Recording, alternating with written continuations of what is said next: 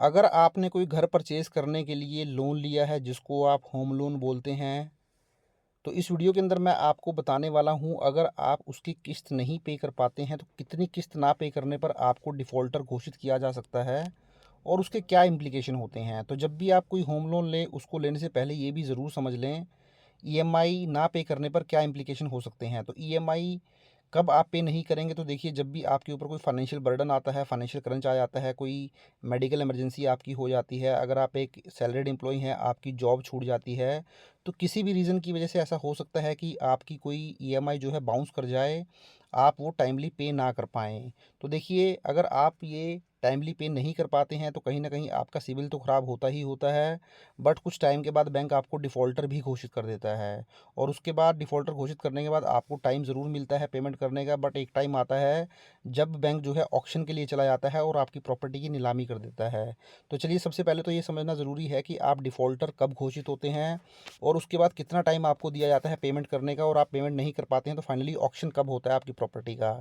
तो सबसे पहले तो आप ये समझिए बैंक आपको कब डिफ़ॉल्टर घोषित करेगा।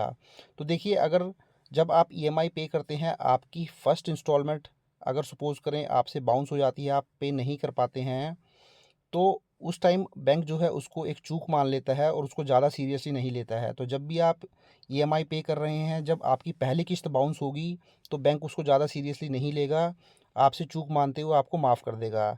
बट जब आप लगातार दूसरी किस्त भी ना पे करें, आपका आप बोल सकते हैं सेकंड किस्त बाउंस हो जाए, तो उस केस में फिर जो है बैंक उसका नोटिस लेता है, संज्ञान लेता है, और इस सिचुएशन में आपको बैंक नोटिस जो है सेंड करता है कि आपकी लगातार दूसरी किस्त जो है वो बाउंस हो गई है, आपने लगातार दूसरी किस्त पे नहीं की है, प्लीज़ आप इसको जो है पे कर दें। अब सपोज़ करें आप सेकंड इंस्टॉलमेंट भी पे नहीं करते हैं और इसी तरीके से लगातार तीसरी इंस्टॉलमेंट भी आपकी मिस हो जाती है, तो उस केस में फिर क्या करता है बैंक, आपको एक लीगल नोटिस भेजता है। और उसके बावजूद भी अगर कस्टमर ईएमआई पे नहीं करता है लीगल नोटिस रिसीव होने के बाद भी, तो उसके बाद बैंक एक्शन में आ जाता है और आपको डिफ़ॉल्टर घोषित कर देता है। तो देखिए फर्स्ट इंस्टॉलमेंट मिस होने पर कोई दिक्कत वाली बात नहीं है, बैंक उसको सीरियसली नहीं लेगा। सेकंड इंस्टॉलमेंट मिस होने पर बैंक जो है आपको एक नोटिस सेंड करेगा कि प्लीज़ आप पे कर दें। आप बोल सकते हैं आपको रिक्वेस्ट करेगा कि प्लीज़ आप इंस्टॉलमेंट पे कर दें। और थर्ड इंस्टॉलमेंट भी अगर आप पे नहीं करते हैं, उसके बाद बैंक में एक्शन में आएगा और उसके बाद ही आपको डिफ़ॉल्टर घोषित करेगा। तो देखिए ये तो मैंने आपको बताया कि डिफ़ॉल्टर घोषित कब करेगा, बट ऐसा नहीं है कि आपको डिफ़ॉल्टर घोषित कर दिया तो आपकी ऑक्शन शुरू हो जाएगी। डिफ़ॉल्टर घोषित होने के बाद भी देखिए आपको अपॉर्चुनिटी दी जाएगी कि आप अपना लोन पे कर दें। तो देखिए जो आरबीआई की गाइडलाइंस हैं, आरबीआई के लोन के रूल हैं, वो यही कहते हैं कि अगर आप 90 दिन तक पे नहीं कर पाते हैं अपनी इंस्टॉलमेंट को, तो उस केस में फिर आपको एनपीए घोषित कर दिया जाता है। एनपीए का मतलब होता है नॉन परफॉर्मिंग एसेट।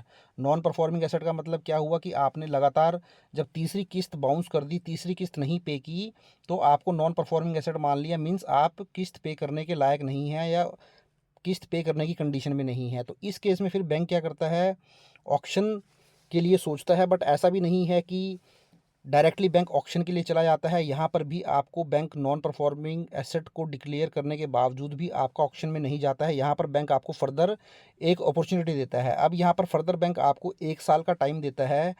वो एक उम्मीद लगाता है कि आप नेक्स्ट 1 ईयर तक जो है अपनी इंस्टॉलमेंट्स को पे कर देंगे।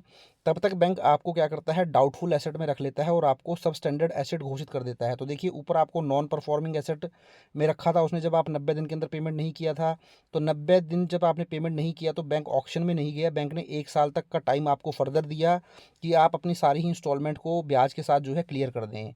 तो जब तक आपने 1 साल के पीरियड में पेमेंट नहीं किया, आपको बैंक ने डाउटफुल एसेट मानते हुए सब स्टैंडर्ड एसेट में रखा। तो जब आपने वो 1 साल के अंदर भी नहीं पे किया, 1 साल भी क्रॉस कर दिया, तो बैंक को लगता है कि अब कोई उम्मीद नहीं है कि इस कस्टमर से हमें ईएमआई की पेमेंट आएगी, लोन की किस्त की पेमेंट आएगी।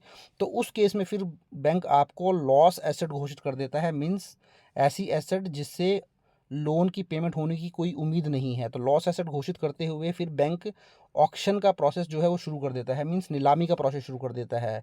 तो देखिए यहाँ पर भी एक बड़ी इंटरेस्टिंग चीज़ है, बैंक इशू करता है नोटिस बिफोर द ऑक्शन। तो यहाँ पर भी देखिए जब बैंक को कोई उम्मीद नहीं रहती है आपसे लोन की रिकवरी की, तो उस केस में फिर बैंक जो है प्रॉपर्टी की ऑक्शन के लिए जाता है।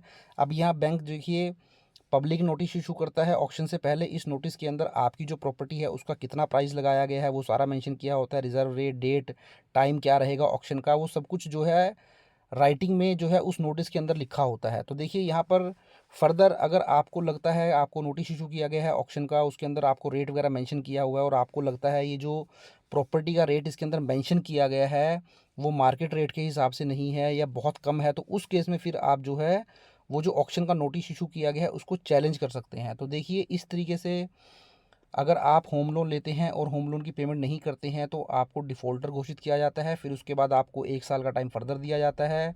फिर भी आप पे नहीं कर पाते हैं तो बैंक जो है ऑक्शन के अंदर जाता है और ऑक्शन में भी देखिए आपको नोटिस इशू किया जाता है और आपको लगता है कि आपकी वैल्यू सही नहीं लगाएगी प्रॉपर्टी की, तो आपके पास एक ऑप्शन रहता है कि आप उसको चैलेंज कर सकते हैं। तो ये था साथियों वीडियो, बहुत ही इंपॉर्टेंट वीडियो। बहुत सारे लोगों को जो है कन्फ्यूज़न भी रहता है इन चीज़ों को लेकर, वो जानना भी चाहते हैं इन चीज़ों के बारे में।